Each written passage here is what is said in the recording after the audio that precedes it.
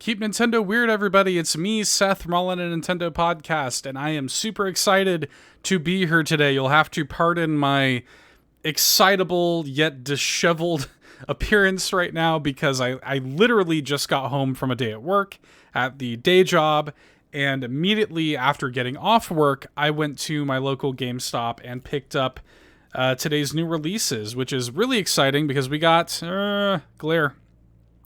We got Neo: The World Ends With You and the Great Ace Attorney Chronicles. So I wanted to show you guys that because those are both weird Nintendo games, and I am very excited to finally have both of these. I mean, I never thought we were going to get a sequel to The World Ends With You, which is awesome.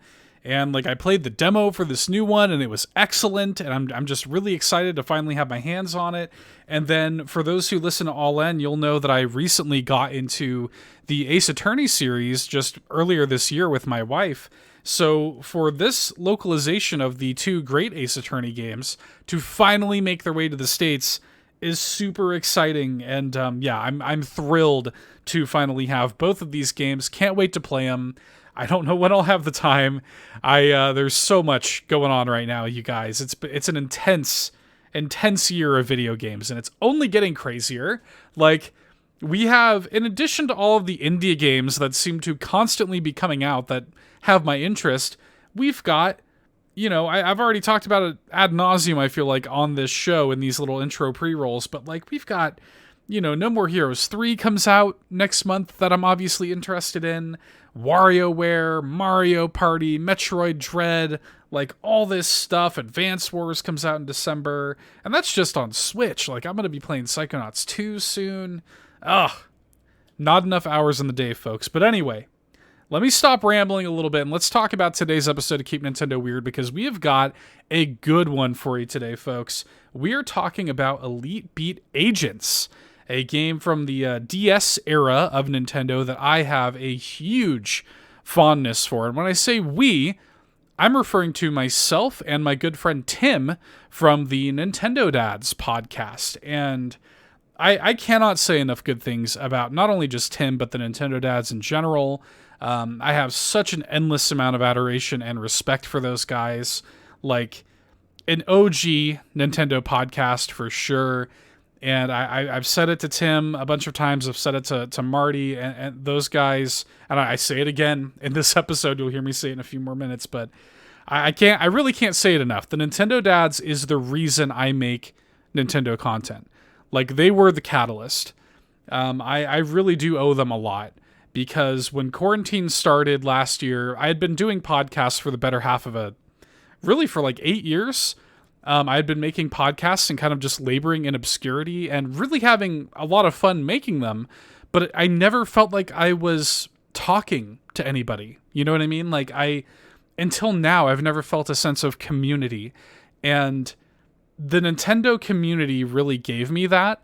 And the Nintendo Dads podcast was what encouraged me to join this community and to kind of make my voice heard in this community and become a part of this conversation with all these amazing people. I have made so many amazing friends in this little Nintendo podcasting world, and it's just been such a joy.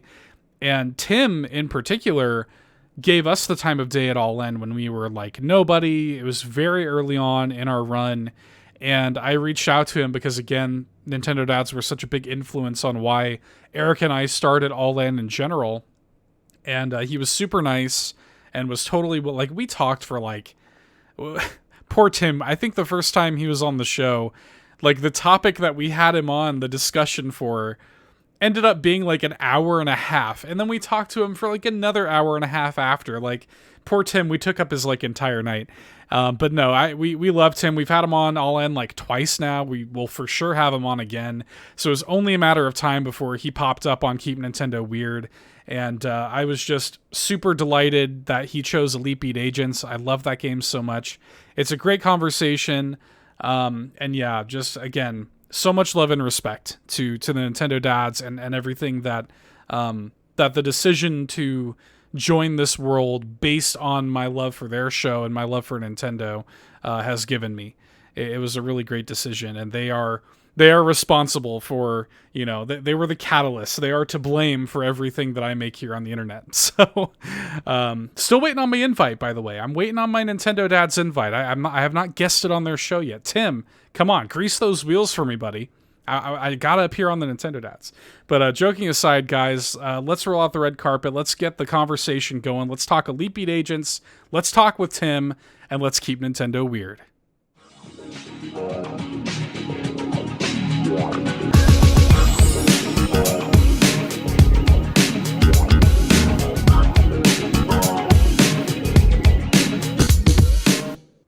All right. Tim, how are you doing, man?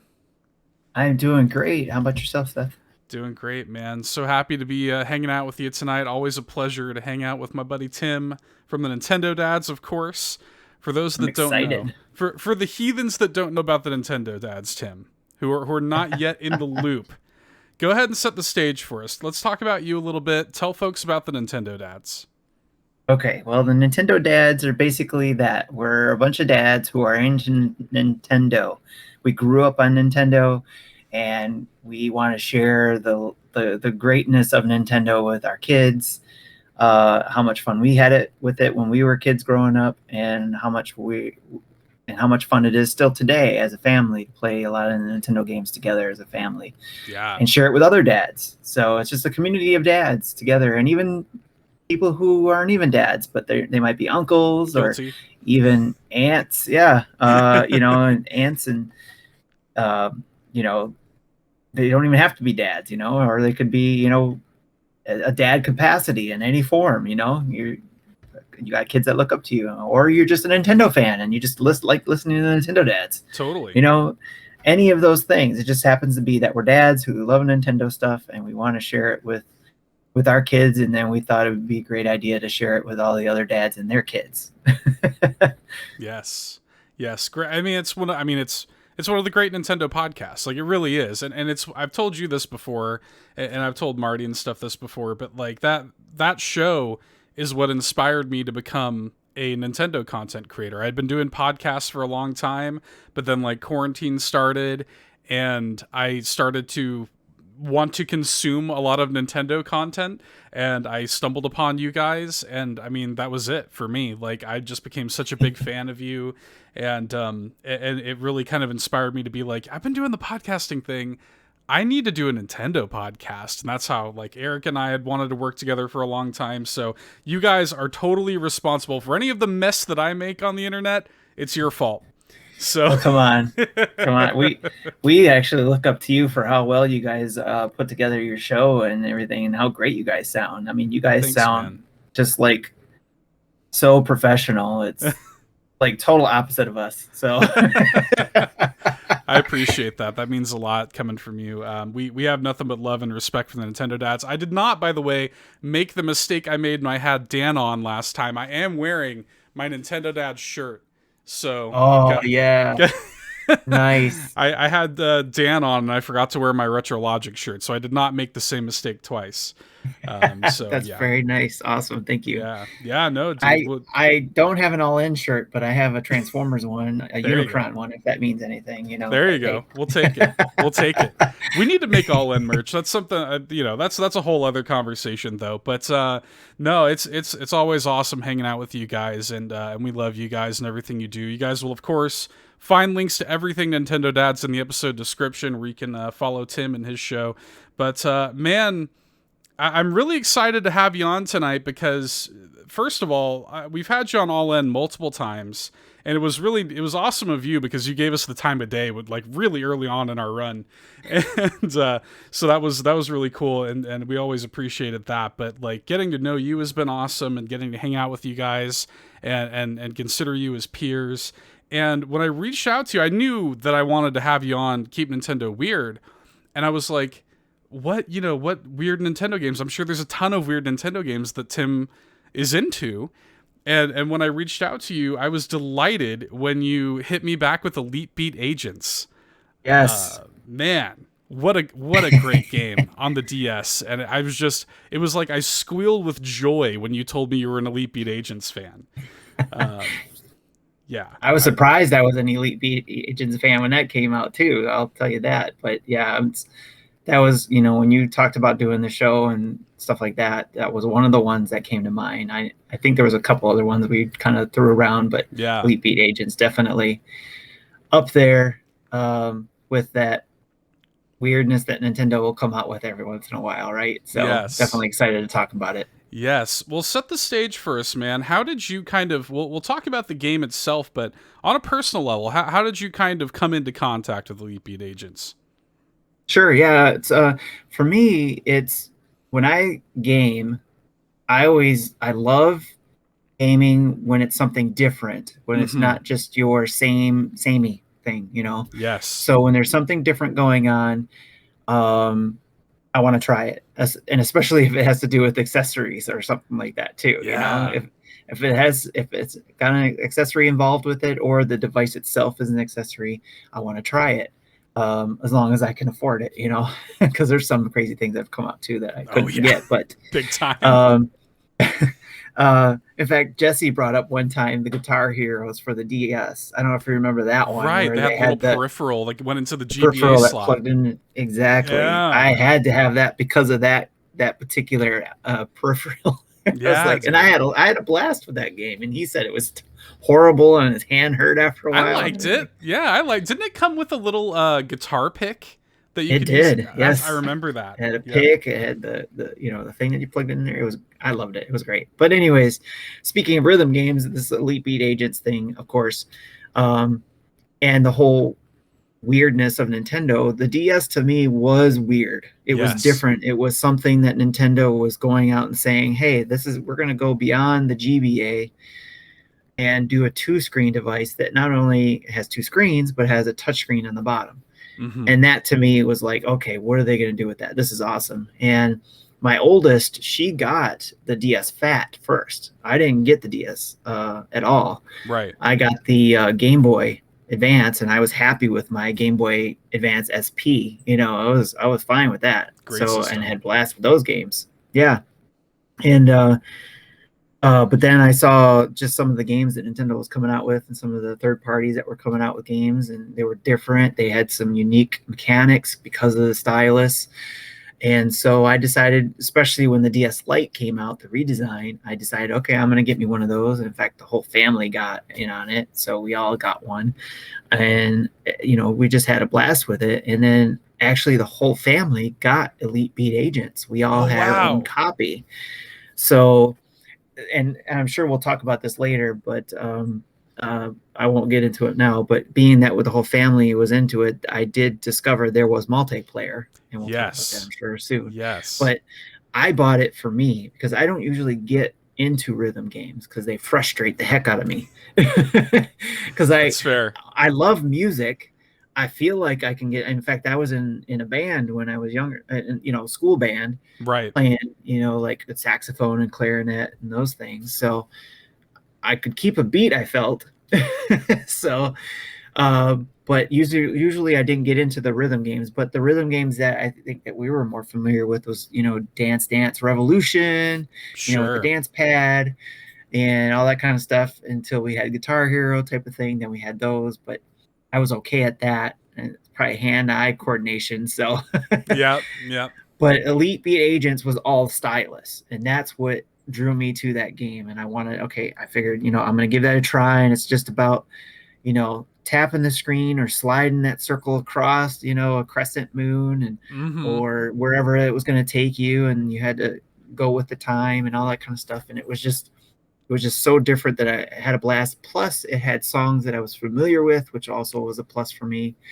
Because I knew the songs, most of the songs, I could get into it and just kind of like, and sometimes I probably got into it too much and got out of Right. rhythm. But that's the reason why I got into Elite Beat Agents, and probably why we all did, the three of us at the time, Yeah. because I think it was before my daughter arrived, my middle child arrived, definitely before my youngest. So, but that's that's the reason why I wanted it. It was different. It was using a stylus, so it was just the timing of me using that stylus and not multiple fingers Yeah. or anything like Yeah. that. So that's why. Totally.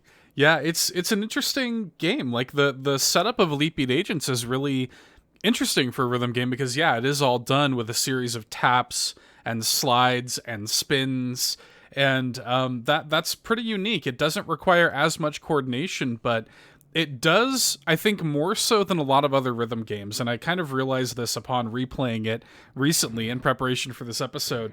The timing that is required is a little more intense, I feel like, than other rhythm games. Like, you can get through, fairly easily, but if you want to get like high scores, that timing's got to be precise, man, with those Yes. taps. Like Yes. it can get pretty intense. And you mentioned the music. This game's got a bunch of like actual licensed like Right. American music tracks, which is crazy. And it's just yeah, Yes. it's a weird like anomaly, man. I could see the approach to it because to get into the history, I guess a little bit of Elite Beat Agents. It first started off as a series. I'm not even gonna try to pronounce it because I'll butcher it. But Right.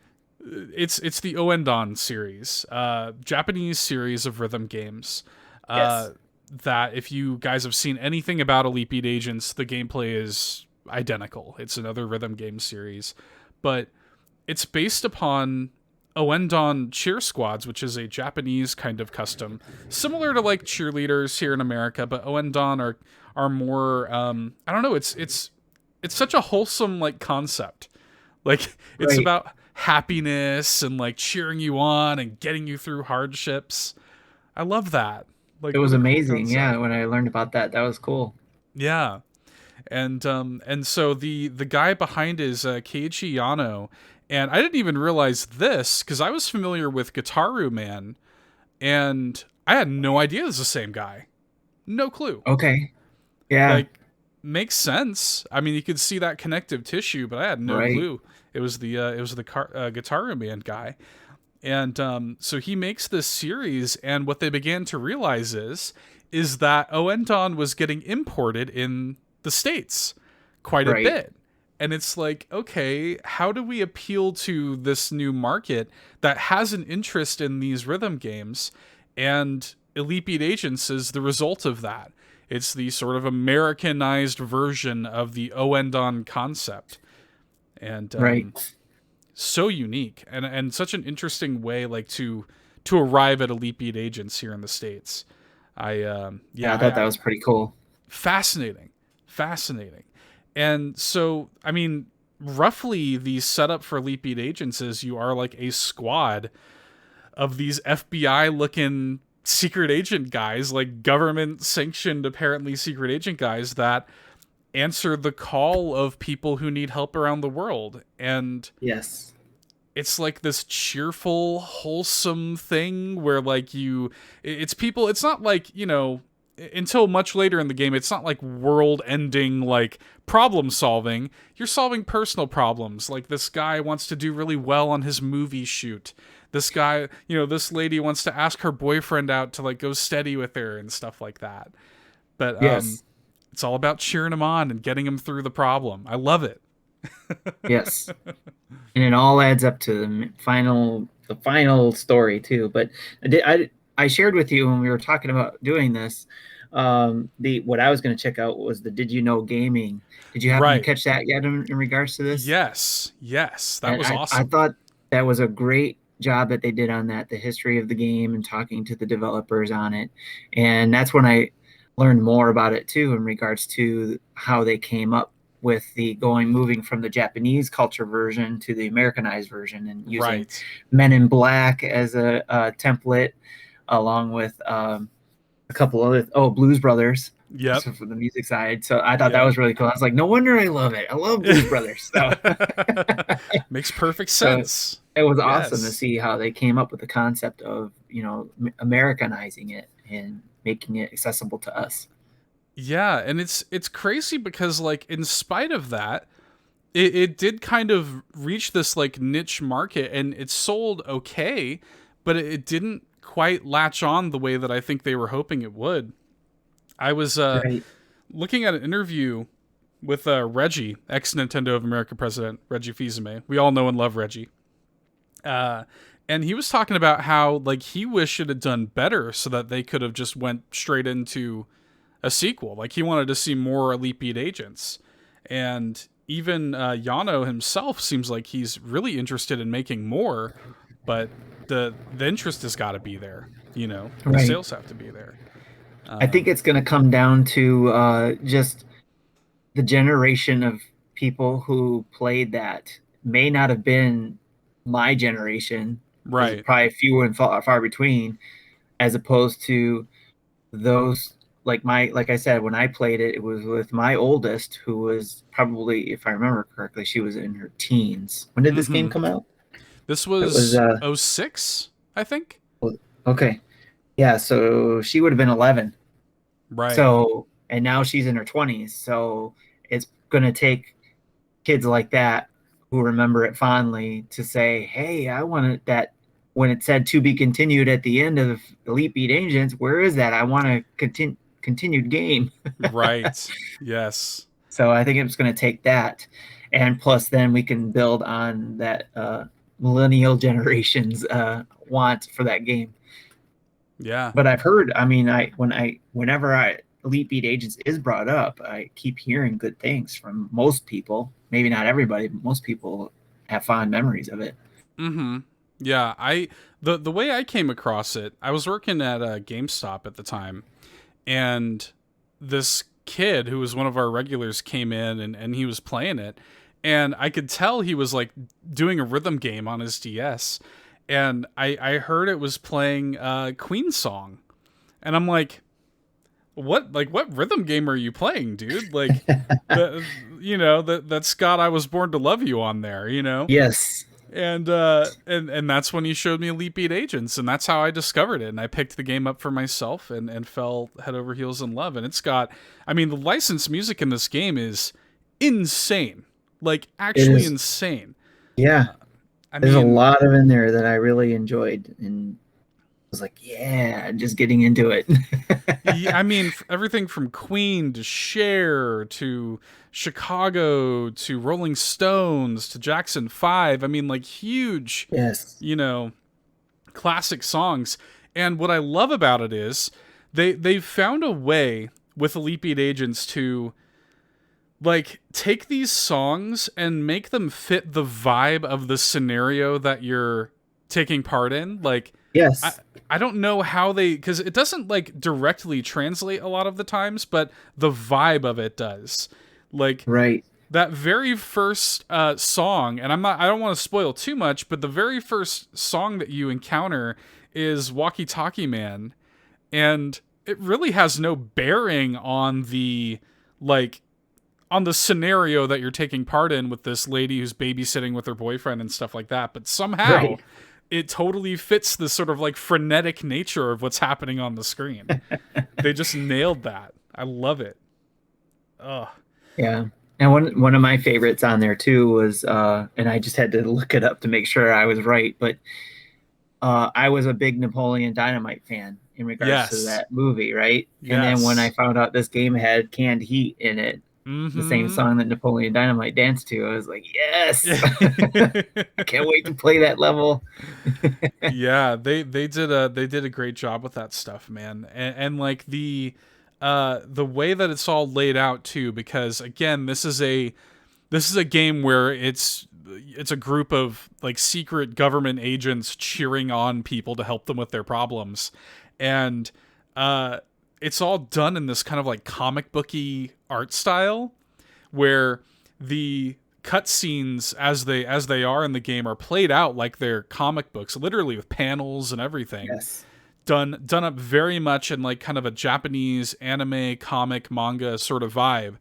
But then you on the bottom screen have got the agents who are like rendered in 3D and they're dancing around and stuff like that. Like just stylistically, everything about that game works really, really well, and it's kind of amazing that it works as well as it does. Like Yes. on paper, it shouldn't work, but it totally does. Yeah, I was trying to look up what they called it too in that documentary, because it was a certain style that Right. they called it, Yes. and I can't seem to find it quick enough. But it's I mean, it definitely has that, anime feel to it with the expressions and all that kind of stuff. And when they brought it to Nintendo, that's what they liked about it. In that, what we learned in that documentary is that was what they really liked, that stood out like from Right. other things about it. So and I enjoyed it too. It was a good way to, tell the story and get you involved in what you were doing.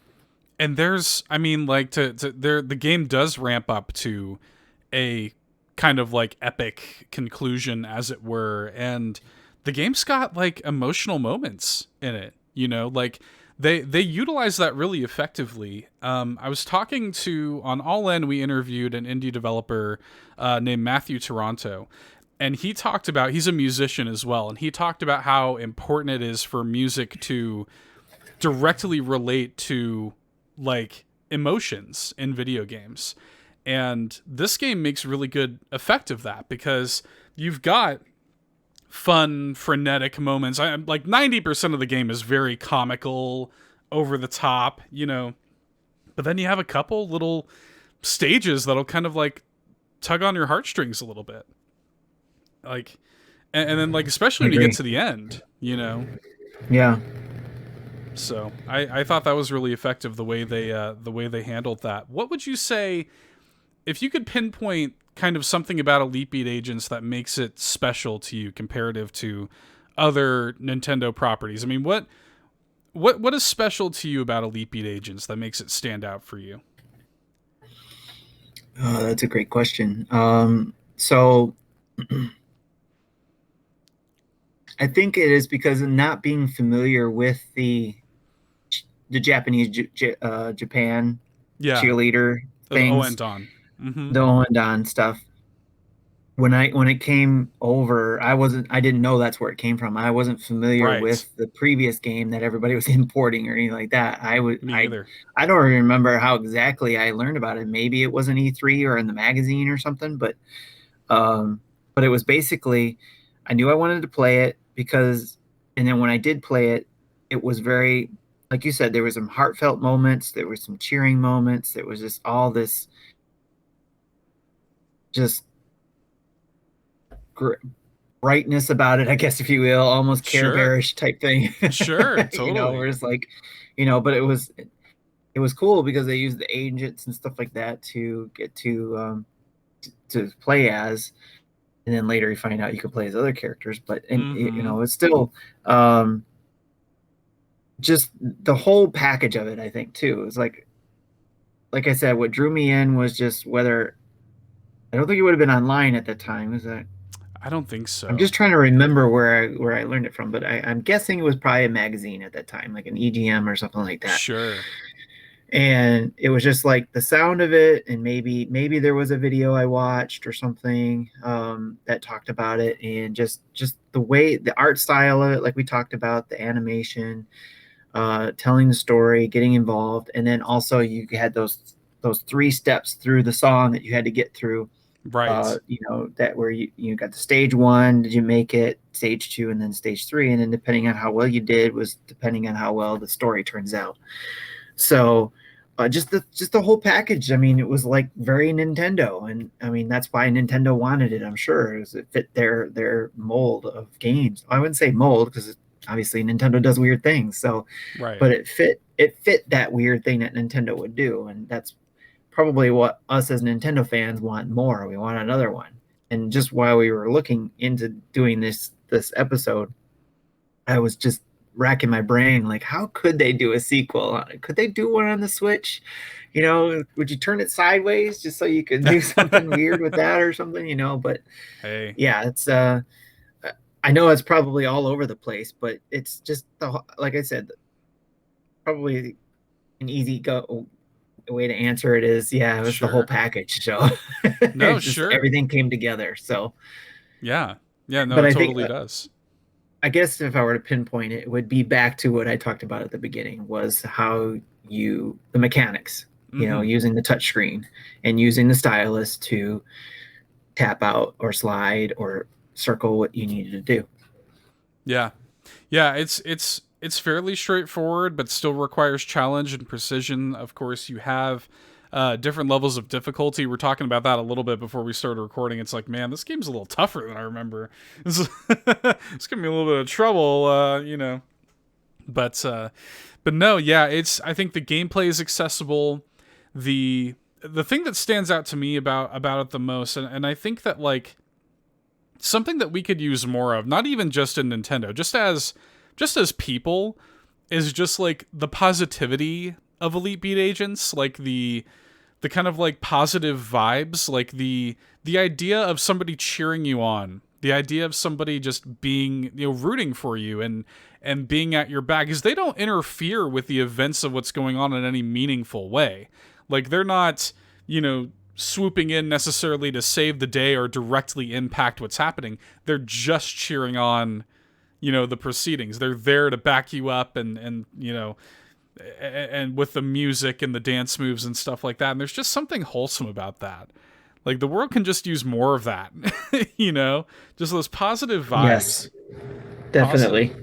Positive Elite Beat Agents vibes. I'd like you to talk a little bit, Tim, about the multiplayer, because this is something I've actually never played the multiplayer. I've only ever played single player. So educate me a little bit. How does the multiplayer work? So that's what I was trying to allude to, was that we had 3 copies in the house. Right. We never touched the multiplayer. We all played our own single player game. And then that's why I was like, when I was looking back at the game, and I was like, oh, you could actually connect these games and do multiplayer when I was doing the research on it. And I was like, I didn't know that. I don't think we ever tried, because I do not remember trying multiplayer. I just remember each of us doing our own thing, getting through it, and just talking about the game. But we never tried the multiplayer. Me either. Yeah, for whatever reason. When I read about it, it sounds like there's co-op in it, and I didn't know that. That's crazy. I know, right? I want to play that just to like see how it even works. Like, how do you even play co-op in the game? I know.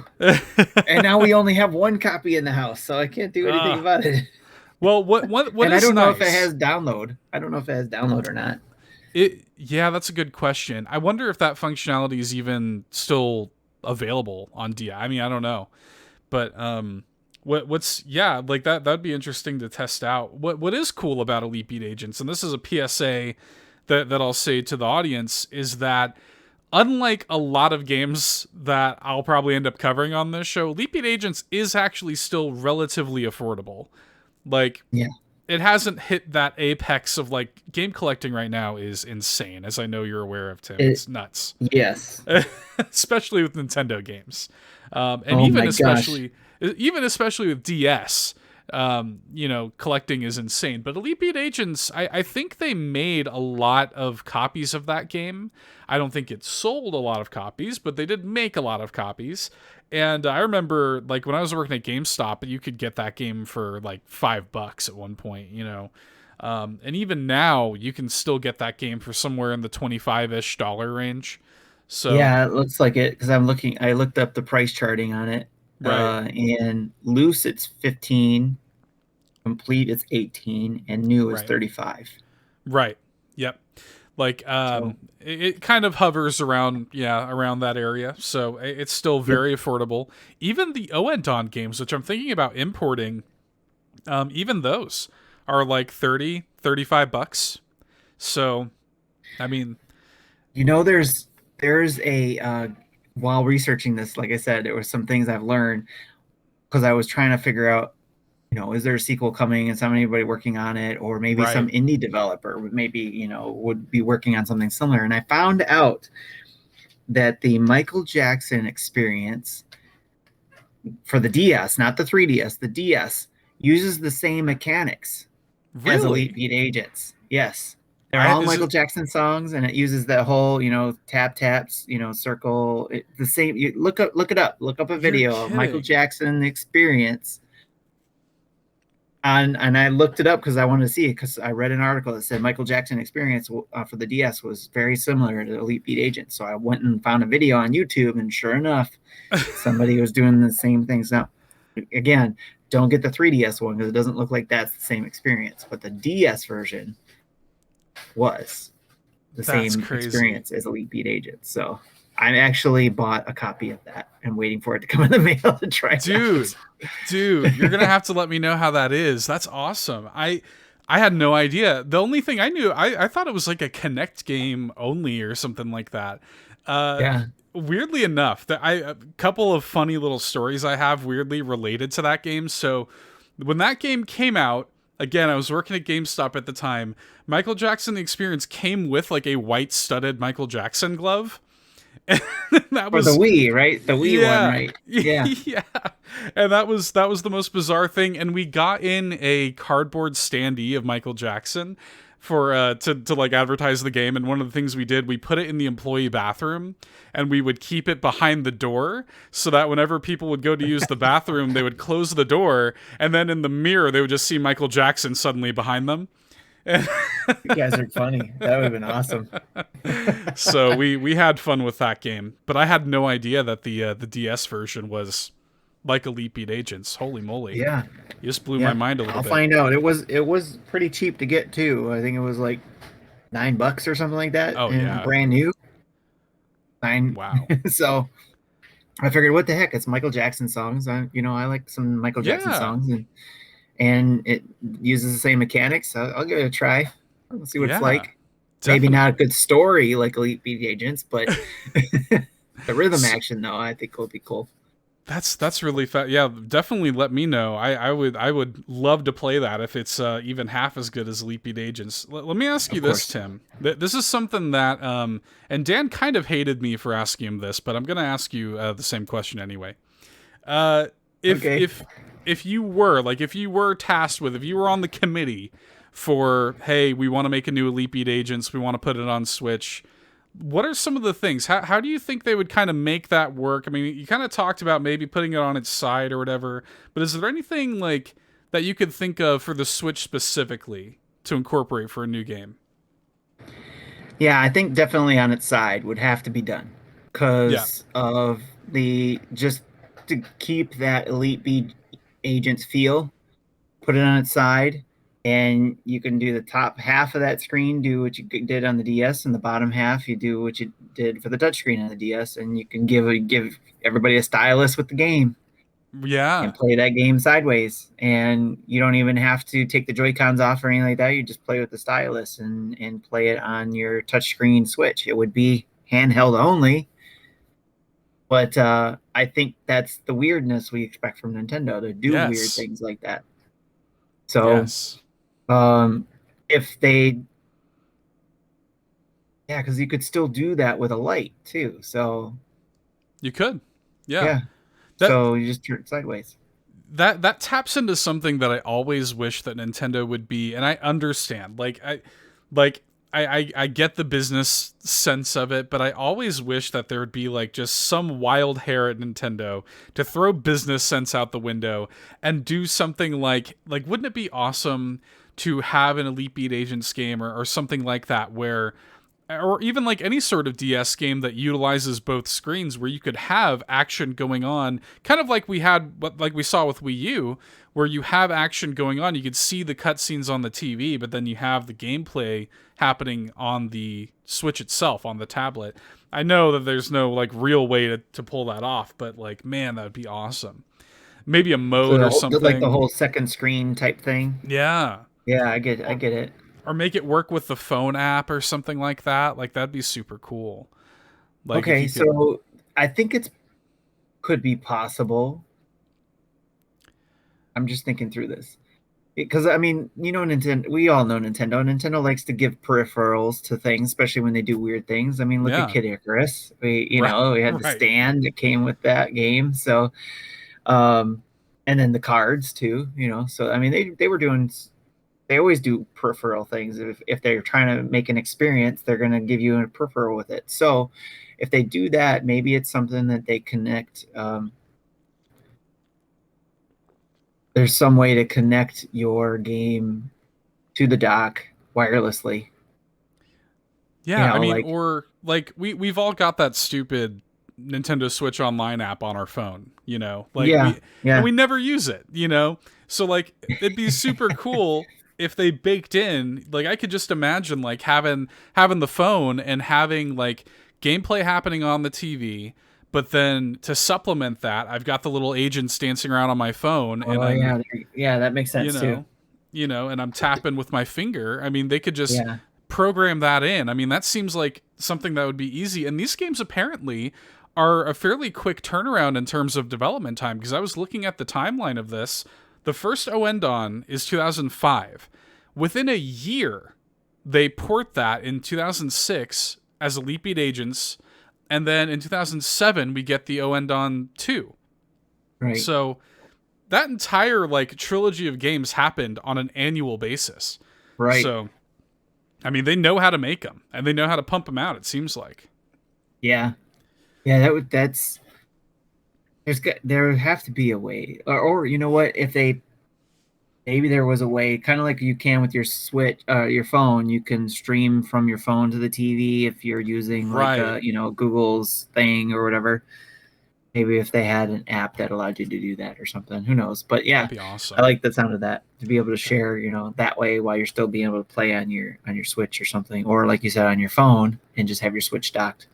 Yeah. Yeah. Well, yeah. Look at what they do with the Jackbox games, right?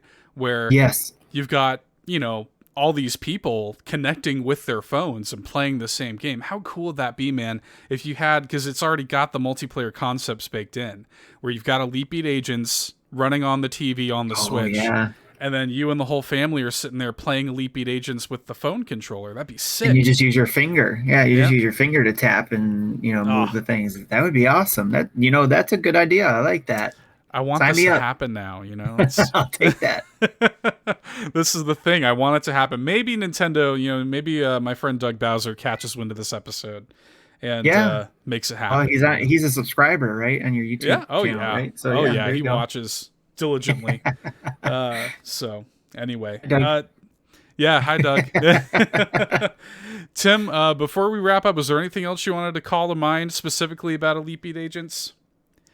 Any final I thoughts? just want a sequel.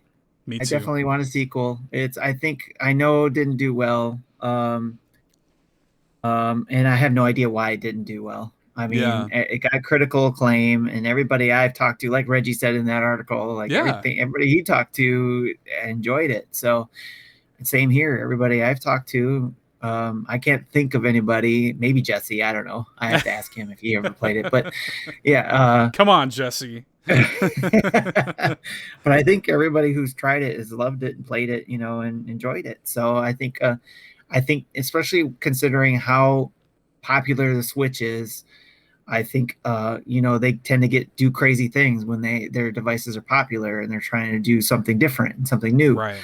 And I think Elite Beat Agents 2 would be an awesome surprise for a lot of the fans who have the Switch. Yeah. Yeah, it's really cool to be making a show called Keep Nintendo Weird in the era of Nintendo that we're in, because like we're enjoying like a really great era for Nintendo in terms of like financial success and things like this, where you're right. They do, when they're on top, they can kind of get away with experimenting a little bit more. And we're seeing that. We're getting a new WarioWare game this year. We're Yes. getting a sequel to The World Ends With You. We're getting Advance Wars, like, Yes. I mean, we're getting Metroid Dread, Tim. We're I getting Metroid know. Dread. I mean, like, we live in we are feasting as Nintendo fans right now. Yes. And it would be the perfect time, certainly. I would love to see it. We've already given you the design documents, Doug. You already know exactly what to do. Just go ahead and do it. Well, Yes, I agree. yeah, yeah, I'd love to see it, man. Well, Tim, tell folks kind of point them in your direction, man. How can they follow you guys with the Nintendo Dads, and where are you guys at online? Sure. You can find us if you want to go to the website, you can go to nintendodads.org and all of our social stuff is linked there, or just type in Nintendo Dads pretty much anywhere in the social world You got it and on you'll find lock. us. Yeah. Yeah, it's just like Twitch, YouTube, LinkedIn, Facebook, just everywhere. And then for me personally, you can find me most definitely the best place to go for video game talk for me is at NeoPrime33 on Twitter. So that's where you can find me and the Awesome. Nintendo Dads. Awesome. And definitely. thanks for having me on No, again. dude, Thanks. yeah. It was always a pleasure, dude. Always a pleasure to hang out with you, talk video games, talk Elite Beat Agents. I mean, how often do you get to talk about Elite Beat Agents, man? I Right? love it. I love it. Oh, I can't believe I didn't say this, especially looking at your awesome background of amiibos. They need Elite Beat Agent amiibos. I want some Elite Yes. Beat Agents amiibos. Yes. That would be Yes. awesome. That would be amazing. Come on. Make it happen, Doug. Make it happen. That's right. I love it. Well, guys, again, you're going to find links to everything Tim and Nintendo Dads in the episode description. So go support him. Go support the Nintendo Dads. We love you guys and everything you're doing. And yeah, thanks again for joining me, man. And for you guys, if you want to keep up with us and this show, you can follow us here on YouTube. If you're watching the video version, hit that subscribe button and stay up to date with everything we're doing here in video form.